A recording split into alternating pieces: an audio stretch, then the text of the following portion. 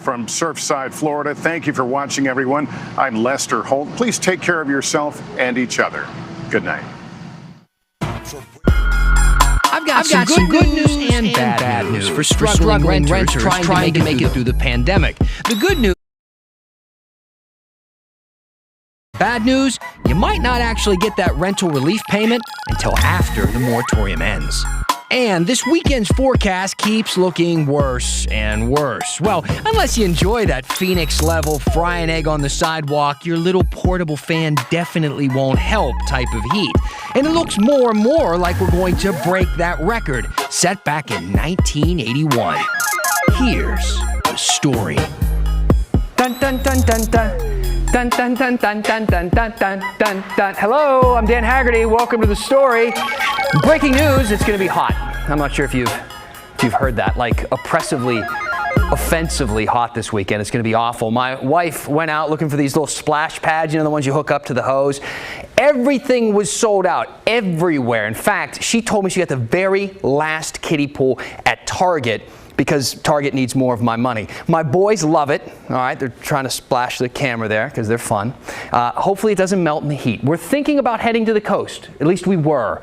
But Airbnbs and hotels, they sold out faster than the splash pads. And I asked, but Target doesn't carry either of those.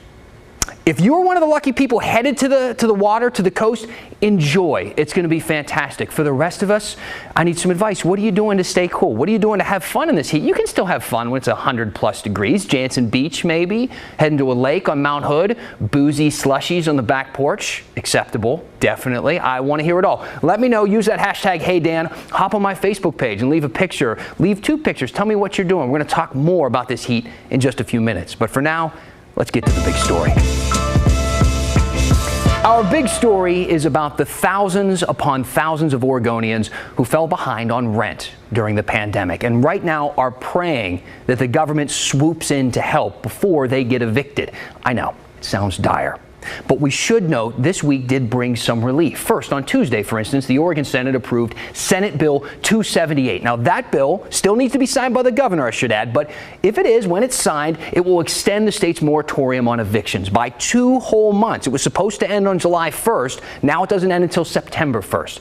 But, and this is an important but, this extension only covers renters who have applied for assistance from the state and are now waiting for their money. So if you have not applied, if you are behind on rent and you have not applied, you need to do that now. Go to OregonRentalAssistance.org. That link is on your screen.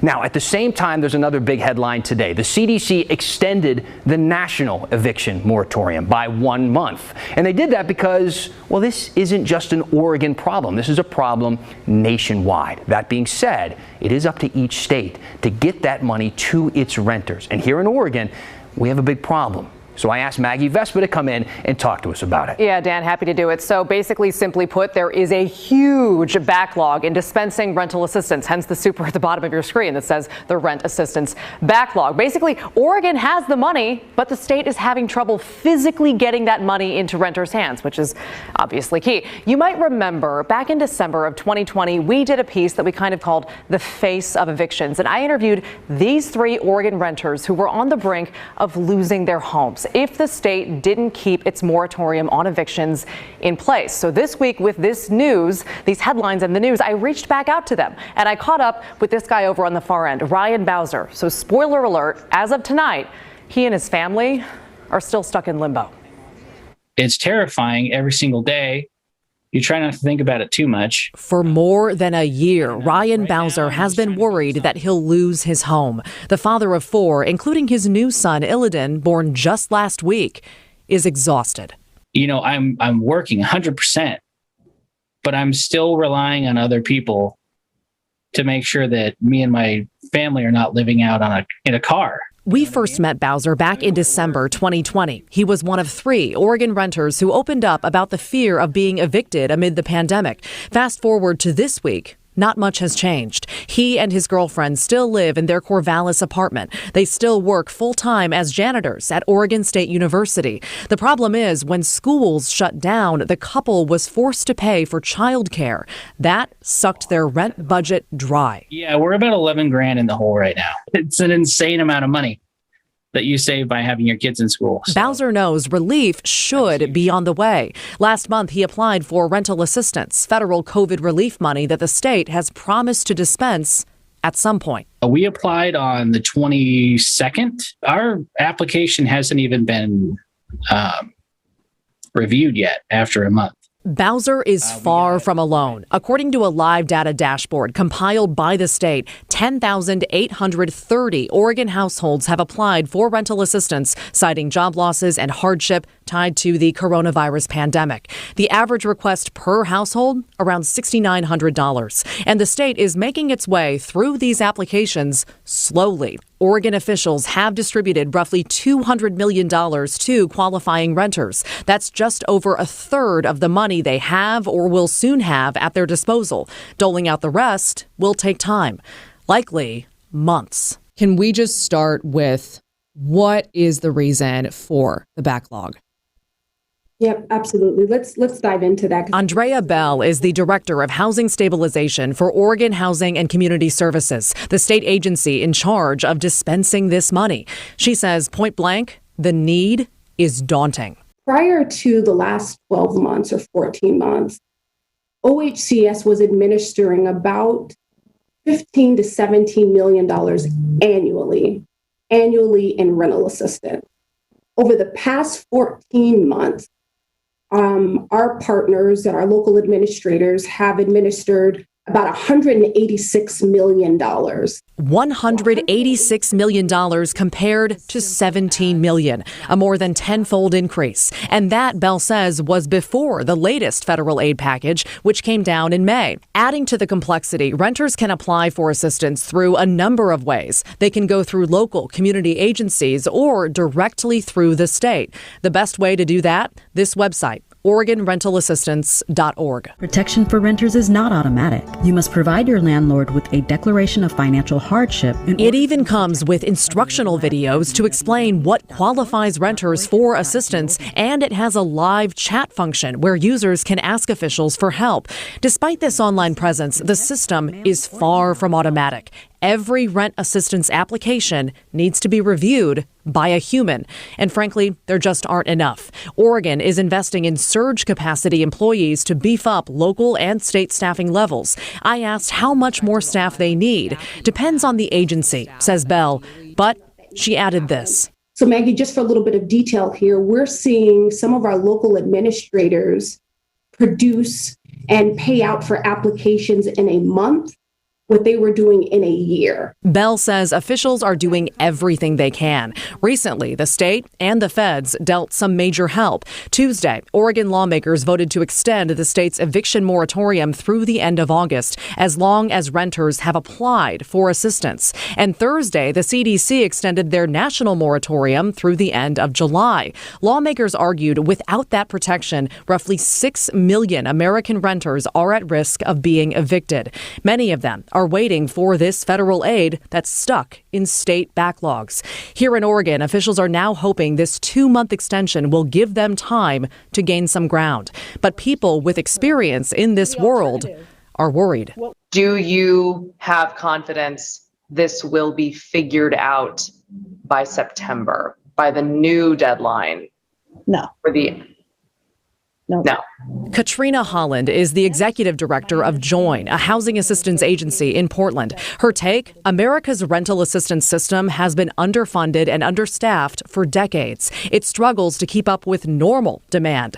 Holland says recent record-setting investments in housing have helped Oregon's system start to play catch-up. Prior to that investment, depending on which agencies you're talking to, we were turning down 8 out of 9 folks who were requesting assistance because either A, we didn't have enough staff, B, we had run out of money. Early on in the pandemic, Holland says advocates warned lawmakers the system would crumble under the weight of this need. And now thousands of renters like Ryan Bowser are stuck in this backlog, wondering whether they'll be evicted while they wait. And if you think about it, in the private industry, we would never tolerate that kind of inefficiency. Never. Never. This is what the real rent assistance system looks like. Okay, so the main takeaway here, and everyone we talked to said this: if you are sitting at home right now and you know, or even you think you might be, you're not even sure, that you're on the verge of being evicted, that you're behind on rent, apply for rent assistance. Apply, apply, apply. Do not think that the backlog makes this pointless. It's the only way to protect yourself from being evicted. And we should mention today, by the way, because this story was Oregon-centric, the state of Washington today did the same thing. Governor Jay Inslee announced that their moratorium on evictions will last until the end of September. But in Washington, you do have to start paying your rent on August 1st, or, again, like Oregon, have signed up for assistance, Dan. So a lot of changes this week. Got it. As far as Oregon is concerned, though, a question I kind of had watching that. Yeah. Is there another way to do this? You know, advocates warned lawmakers that this problem would happen. Totally. And so their idea, their sort of alternative idea, was to dispense COVID aid tied to rent to the landlords directly, not the renters, because simply put, there are fewer landlords. You know, there's not one landlord for every renter. So their suggestion was to have the landlords apply and say, hey, I have 10 or 20 or 100 tenants who frankly can't pay rent. But we're told that lawmakers basically wanted to stick with this traditional model because some of the infrastructure was there. So here we are. And we'll see where it goes. Maggie, thank you. Sure. Now, since we're talking about pandemic relief, I want to get to this email that I got from Holly. Holly said, I was wondering if you guys could find out a little more regarding HB 3409, such as the probability of it passing and who exactly would benefit from this. I am a transit driver. It looks wonderful, but don't want to keep my hopes up if it's going to get canned anyway. Well, Holly, let me just say, don't get your hopes up. That bill was supposed to pay up to $2,000 of stimulus money to frontline workers who have been on the job throughout this entire pandemic. It was supposed to pay $1,200 incentives for people to actually return to work, that they have been people who have been collecting unemployment, kind of an incentive to get them back into the job field. That money was going to come out of the federal pandemic funding. And it sounds great if that's your situation, maybe a little too great, because Democrats have decided not to move forward with that bill. And the session ends this weekend, so it's pretty safe to assume at this point it's dead. We asked legislative leaders why, and House Speaker Tina Kotek's communications director got back to us and said this: this bill came late in the budgeting process and didn't have a path in the Senate. Additional support for frontline workers will be her top priority for the remainder of Oregon's share of federal American Rescue Plan dollars in 2022. So it looks like the bill could come back maybe in some form. Okay, let's talk about the heat. That's all anybody's talking about anyway. Did you get that AC unit installed? No. You should, if you can. You got your fans plugged in. You always got to make sure they're plugged in if they're not working. That's the first thing to check. What are you going to do, right? What is a plan if it gets too hot? Because there are a lot of people who need something to do. I asked at the beginning of the show, send us some pictures, how you're beating the heat, what you're doing with your family, and you guys delivered. Look at all these people, a lot of cute kids out there taking dips in the backyard pools, a couple of dogs as well. You got to keep the dogs cool. Make sure you check the pavement, too, when you're out there walking. You don't want them to burn their paws. Keep sending us a photo with the hashtag HeyDan. Leave me a comment on my Facebook page. If you have a big pool, send me your address. So, just how hot is it supposed to get? Well, meteorologists are forecasting 105 degrees in Portland on Saturday, 105, 108 on Sunday, and 103 on Monday. Big if here, but if we hit that 108, that's going to break Portland's all-time record. All-time. Now, since everyone's going to be using a lot of electricity, if we even get anywhere close to that record to stay cool, I talked to Pat Doris about how our power grid is going to hold up. Pat Doris, real quickly, right off the bat, Pat, do we have to worry about the power going out? I mean, how is the power grid going to handle everybody cranking the AC over the next couple of days?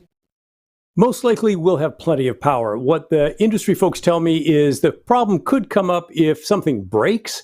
That might be interesting. But as far as supply, there's a lot of water going through the river, so they think that the dams will pump out a lot of hydro.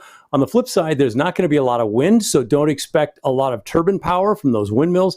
But even if we run out of power, which they say is unlikely, they can get it from neighboring states that are not going to be under this heat dome. Got it. What about the Boardman plant? You know, we've covered that closure a lot. And here we go. This is a big test for the current infrastructure. Will the closure of the Boardman plant matter? Not really. It was a huge closure. They put out enough energy for 500,000 homes every moment that they were running. But in the meantime, since that is closed, and even before that, PGE went out and secured contracts to be able to buy power to more than make up for that. So they believe that they've got that covered and then some. What about the cost of electricity? Sometimes it can cost a little bit more during peak hours in certain situations. Will people start to notice this on their electric bill? It's a great question. You will not notice it right away. Even though the price that like Pacific Power or PGE, the price that they're going to pay is going to start inching up as demand becomes increased. It's sort of like, buying an airline ticket. When everybody wants it, it gets more expensive. If they do end up paying a lot more than they expected, we won't see it right away because the rates are set. But at the end of the year, when they readjust the rates, then you're going to see it in your bill. So you don't want to crank too much. And the more electricity you use as an individual, even though the rate per kilowatt or whatever it is the same, you're going to pay more if you use more. Hey, you staying cool in the home studio there? I see the fan oscillating in the background. You got the window cracked. How you doing, man? You know what? I'm a little warm. I'm going to try and pick up a window air conditioner tonight, if only I can find one. I know that a lot of the places are sold out, but I got an inside deal that I'm going to try and work. Of course you do. I'll cross my fingers for you. Appreciate it, Pat. Thank you very much. Now, since we're expecting this record-breaking heat this weekend, why don't we take a look at those records? I know a lot of you remember the heat wave that hit the Northwest in 2009, but Portlanders didn't break that all-time record of 107 degrees during that time period. The city was actually they have hit that temperature 3 different times, once in July of 1965 and twice in August of 1981. So we dug into the KGW vault and found some video of that heat wave 40 years ago. Now, also, you'll notice from the sky, there was a big smog problem at the time, as well as some smoke in the Willamette Valley from slash burns in the coast. So not only was it extremely hot, but the air quality was really bad, too. There was also a shortage of water. The cities of Milwaukee and Gladstone, they were talking about water rationing because people were using too much. And no surprise, the beaches were packed. Pretty sure that's going to be the look this weekend as well. If you're trying to get an Airbnb on the coast right now, good luck.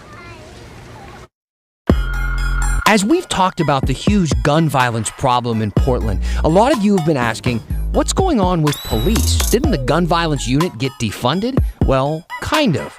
But a lot has happened since then, too. And we're going to talk about it when the story continues.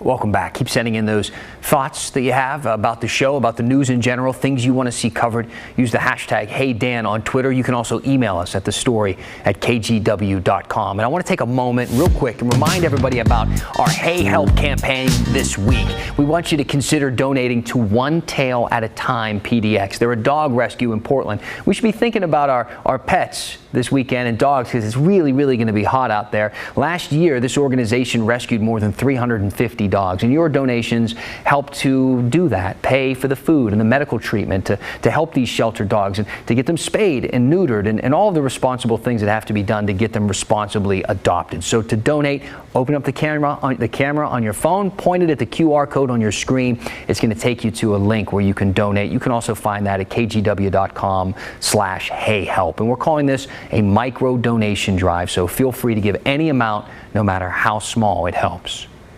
We're still getting a lot of feedback after our special edition of The Story on Tuesday. We did a half hour dedicated to understanding the spike in gun violence that we have seen in Portland. We talked about the potential causes, we talked about what the city is trying to do to stop it, and we talked about the families and talked to the families who've been suffering through all of this. But we're still building our coverage on one thing specific, an important part of this: police. Chaps emailed me and said, "I'd like to hear from the police officers. How can the public let them know they are supported, and what thoughts do they have to turn these issues around? Trust, gun violence, etc." And Joyce said, "Bring back the gun violence reduction team. It's more important to keep all of these young people alive than to worry if some standards of fairness or racism or something else are met."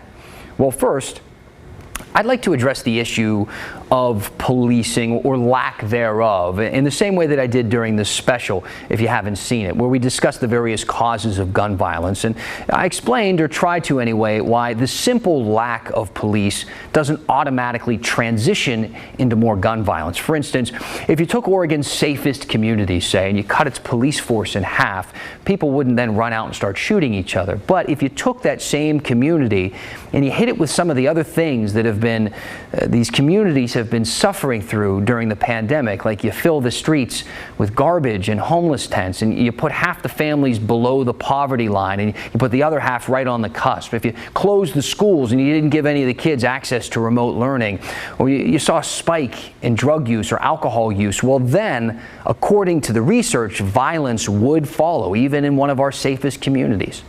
That said, traditionally, our most proven tool to combat that violence is police. So it's completely natural for you to feel the way you do about the issues with police staffing and police morale in this city. Portland responded to this historic spike in violence with a historic slashing of its police budget. And one of the most discussed changes has been around the GVRT, the Gun Violence Reduction Team, a unit that is used to being criticized and adjusted. Portland's been trying to figure out the best way to deal with gun violence for a while now. So, how did we get here? For years, the Police Bureau had the Gang Enforcement Team, pretty self-explanatory. Back in March 2018, an audit into that unit found it was disproportionately targeting black Portlanders during traffic stops and wasn't necessarily focusing on suspected gang members. So, that fall, the Police Bureau rebranded the unit into the Gun Violence Reduction Team. Basically, instead of focusing on gangs, the team would take on all gun violence in the city. In May 2019, Commissioner Joanne Hardesty urged the police chief at the time, Danielle Outlaw, to scrap the team. She wanted to direct the money to the Fire Bureau and Parks and Rec. Days later, Chief Outlaw defended the unit and pointed to statistics suggesting it was having a positive effect. But last June, amid protests over the death of George Floyd and police brutality, the city decided to disband the team. However, since then, shootings have spiked in Portland. So, in February, police formed a new gun violence unit called the Enhanced Community Safety Teams. In April, Mayor Ted Wheeler pushed for funding to dedicate even more officers to gun violence, but the rest of the city council wanted something different. So, they passed a $6 million plan to tackle gun violence, with the money going to community groups and unarmed park rangers. None of that money went to Portland police. But the Bureau decided to dedicate existing resources to create another team to respond to gun violence, called the Focused Intervention Team. This team will try to prevent shootings before they happen, while the enhanced community safety team responds to them afterwards. And that's how we got here. Now, if you missed our special Understanding Gun Violence, you can watch the full show right now on YouTube. And keep sending in any questions or thoughts you might have about this issue, because we're going to continue to cover it, of course. You can send those to the story at kgw.com or use that hashtag #HeyDan. All right. Hey, why don't we count some vaccines? It's a nightly tradition. According to the CDC, 2.44 million Oregonians have gotten at least their first dose. That works out to be 68.9% of the state's adult population. And the governor says when we hit 70%, the state can fully reopen. We still need about 35,000 people to get vaccinated to do that. In Washington, the state is reporting 4.17 million people with at least their first dose. That's 68% of the state's 16 and older population. That's the metric that Washington is using. They're also aiming for 70%, but we're probably going to stop counting them coming up here pretty soon, because the governor says they're going to reopen by the end of the month, no matter what. All right, keep sending in your questions and comments. Use that hashtag #HeyDan. Show me how you're going to stay cool over the next couple of days. I'll read a few when we finish the story right after this.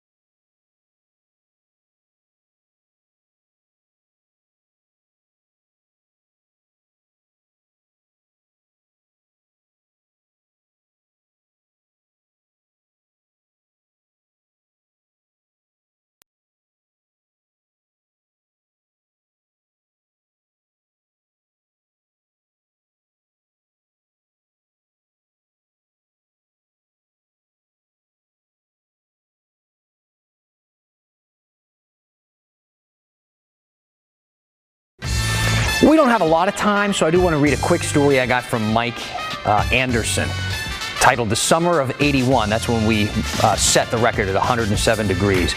I worked the summer at Fran's Bakery that summer, in the hottest corner of the bakery. Hard physical labor next to the proof box, 100% humidity, making hamburgers and hot dog buns. That memory was burned into my brain. I bet it was. We couldn't drink enough cold water. Mike, remember that, right? When you're going out to get a burger or something, or get a fresh loaf of bread, when we reach 10 whatever over this weekend. Keep telling me your stories. How are you going to deal with the heat this weekend? I'd like to know. Use that hashtag #HeyDan. I'll see you back here tomorrow.